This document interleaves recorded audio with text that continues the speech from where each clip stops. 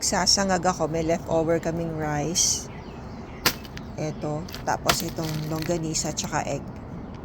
Alright, samahan niyo ako. Ngayon siya. Lagyan lang.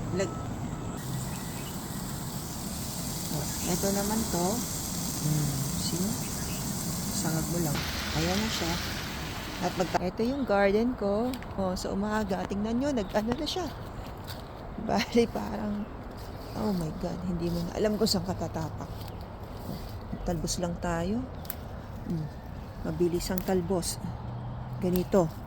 Habang nagluluto, nagtatalbos. Mabilisan lang.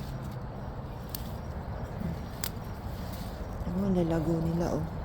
Eto ba, bibiling ko pa ba naman sa palengke yan?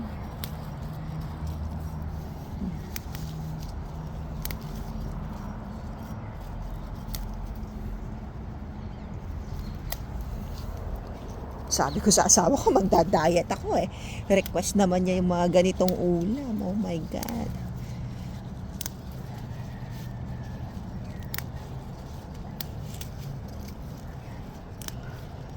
Kaya gano, pagka sinasabing magda-diet eh, request naman ng request ng asawa ko.